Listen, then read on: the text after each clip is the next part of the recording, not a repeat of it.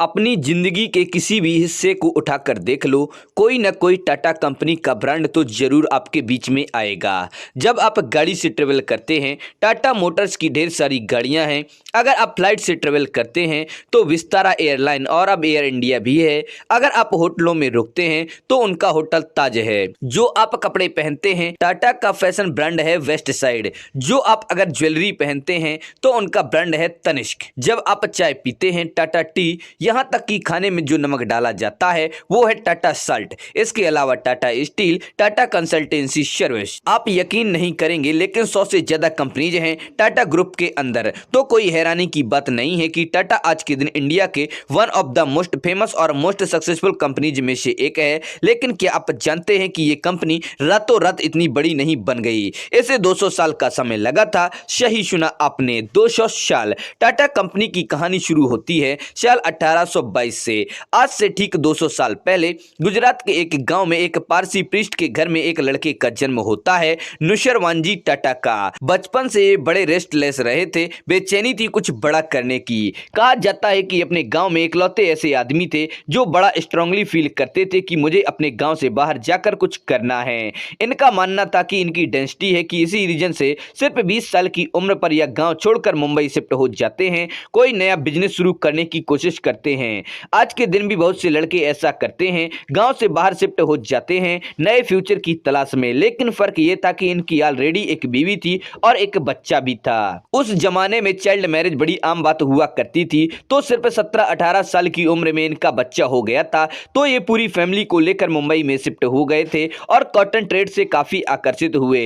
देखते ही देखते जल्द ही ये अपना खुद का कॉटन एक्सपोर्ट का बिजनेस चला रहे थे। बिजनेस से जितना पैसा आता था इन्होंने इंश्योर किया कि अपने बेटे की एजुकेशन पर खर्च करेंगे। ये कोई कंप्रोमाइज नहीं करना चाहते थे इस चीज पर, इसीलिए इन्होंने अपने बेटे जमशेद जी को बेस्ट एजुकेशन दी। उस वक्त इसका मतलब था इंग्लिश में एजुकेशन दें। तो अब नशरवान टाटा जी को कॉटन बिजनेस था वो अच्छा चलने लग रहा था और कुछ साल बाद जमशेद जी 18-19 साल के हुए। उनकी एजुकेशन खत्म हुई तो उनके पिता ने डिसाइड किया कि अब उन्हें बिजनेस एक्सपेंशन के लिए हांगकांग भेज देते हैं।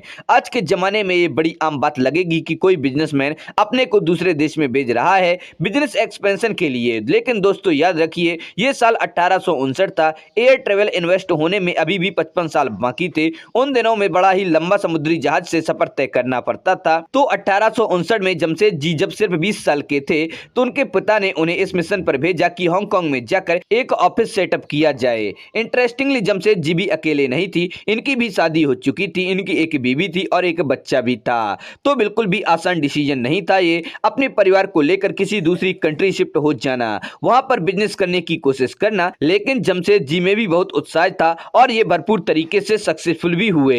65 साल की अपनी जिंदगी में जमशेद जी ने 3 अलग अलग कंट्रीज पर काम किया। इंडिया में ढेर सारी कॉटन मिल्स खोली, उनके मालिक बने। इसके साथ ही साथ इंडिया की पहली स्टील फैक्ट्री की कंस्ट्रक्शन शुरू करी और इंडिया का पहला 5 स्टार होटल खोला। ये होटल एक्चुअली में इंडिया का पहला होटल था जिसमें इलेक्ट्रिसिटी थी, जिसमें बिजली आती थी। इस होटल का नाम है द ताजमहल। आज के दिन तक ये इंडिया का one of the most prestigious hotel में से एक आता है। साल 1904 में जब जमशेद जी टाटा का देहांत हो गया, उनके पीछे वो एक ऐसी लीजेसी छोड़कर चले गए जिसे आज तक मैच करना बहुत मुश्किल है। और ये सिर्फ बिजनेस के सीन से नहीं है, आज के जमाने में एक प्रॉफिटेबल बिजनेस बनना तो आसान बात है। ढेर सारा आपको बिजनेस ऐसे मिल जाएंगे जो पैसे के लिए काम करते हैं। लेकिन जमशेद जी ने एक शानदार लीजेसी बनाई प्रिंसिपल्स और एथिक्स की। फिर आया साल 1861। उस समय अमेरिकन सिविलियन वार की शुरुआत हो गई थी। इनडायरेक्टली ये जमशेद जी के बिजनेस के लिए अच्छी खबर थी। होता क्या था कि इंग्लैंड ज्यादातर अपने कॉटन रॉ मटेरियल को अमेरिका से इंपोर्ट किया करता था, लेकिन क्योंकि सिविल वार चलने लगा था, सप्लाई बंद हो चुकी थी। तो जमशेद जी ने इस मौके का पूरा फायदा उठाया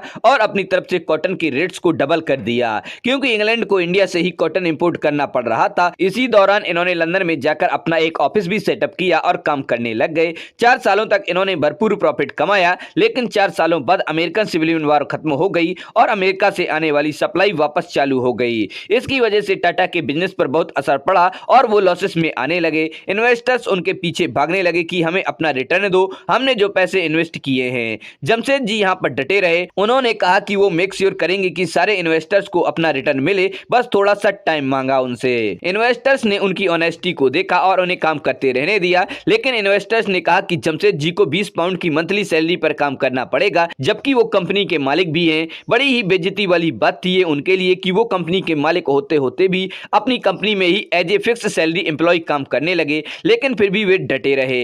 ये दिखाता है कि जमशेद जी कितने डेडिकेटेड थे अपने बिजनेस को लेकर, और पता है क्या दोस्तों, उनके पिता भी ऐसे ही थे।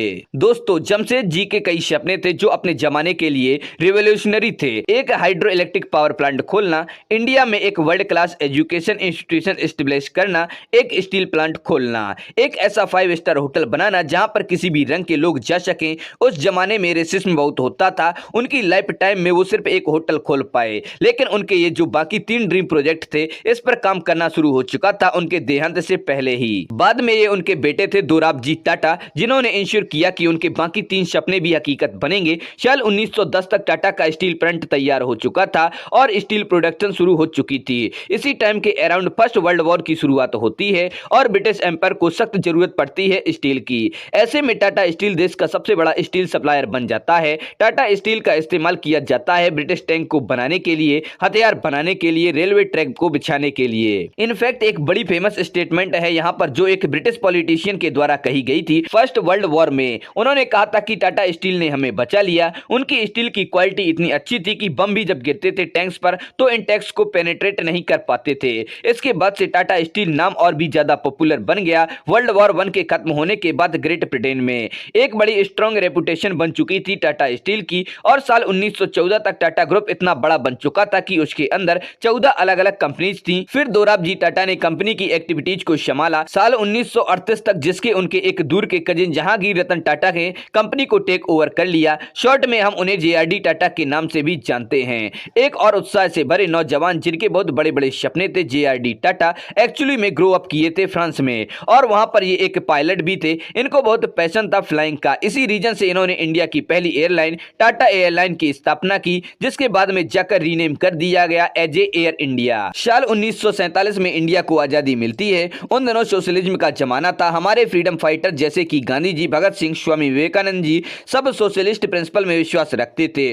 तो जाहिर सी बात थी जब देश को आजादी मिली, जवाहरलाल नेहरू की इकोनॉमिक पॉलिटिक्स भी काफी सोशलिस्ट थी। उन्होंने फैसला लिया कि देश में जितने भी बड़े बड़े बिजनेस और इंस्टीट्यूशन हैं उन्हें नेशनलाइज किया जाएगा, सरकार उन्हें हैंडल करेगी। ये एक ऐसा डिसीजन था जो उस जमाने के लिए पॉजिटिव सीन में ही देखा जाता है, लेकिन टाटा के लिए ये बुरी खबर थी। सरकार ने टाटा एयरलाइंस को भी नेशनलाइज कर दिया। जेआरडी टाटा का दिल टूट गया इस फैसले से, लेकिन शुरुआत से ही टाटाज का मानना था बिजनेस सिर्फ प्रॉफिट के लिए नहीं होता है बल्कि नेशन बिल्डिंग के लिए भी होता है। नेहरू सरकार ने नेशनलाइजेशन के बाद जेआरडी टाटा को ऑफर भी किया कि वो आकर एयर इंडिया को लीड कर लें, और जेआरडी टाटा ने खुशी खुशी इस ऑफर को एक्सेप्ट कर लिया। यही रीजन है कि 1970-80 में एयर इंडिया को दुनिया की one of the most prestigious airlines माना जाता है। इसके अलावा जेआरडी टाटा ने और भी कई सेक्टर में बिजनेस को एक्सपेंड करना शुरू किया। 1945 में टाटा मोटर्स का सबसे पहला प्रोडक्ट बनाया गया पटरियों पर चलने वाले लोकोमोटिव इंजन। 1968 में इन्होंने टाटा कंसल्टेंसी सर्विस यानी टीसीएस की स्थापना की,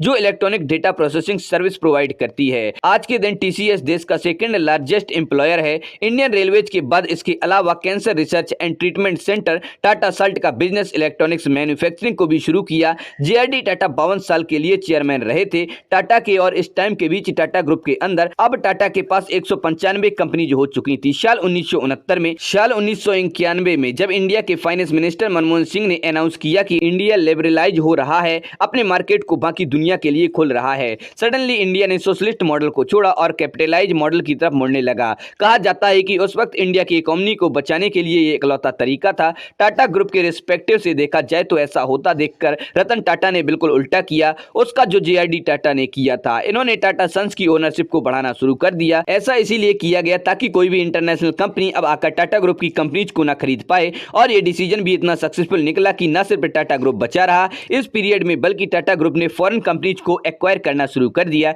इंग्लैंड में एक टेटली टी कंपनी होती थी, $12 बिलियन में टाटा ग्रुप ने उसे खरीदा। यूरोप में एक स्टील कंपनी थी कॉरस करके, टाटा ग्रुप ने उसे भी खरीद लिया। एक और इंटरेस्टिंग कहानी है जगुआर और land rover company manufacturing company की, जो कि यूके की थी, लेकिन जब बात की जाए इस कंपनी को बेच दिया जाए तो इस कंपनी के वर्कर ने कहा कि हम खुद चाहते हैं कि टाटा कंपनी हमारी कंपनी को टेक ओवर कर ले। तो दोस्तों, आप लोगों को वीडियो कैसा लगा? पसंद आए इसे लाइक करें और अपने दोस्तों के साथ शेयर करें। हमारे चैनल पर पहली बार आए हैं तो हमारे चैनल फैक्ट्स क्रिएटर जी को सब्सक्राइब करें और बेल आइकन भी दबा दें।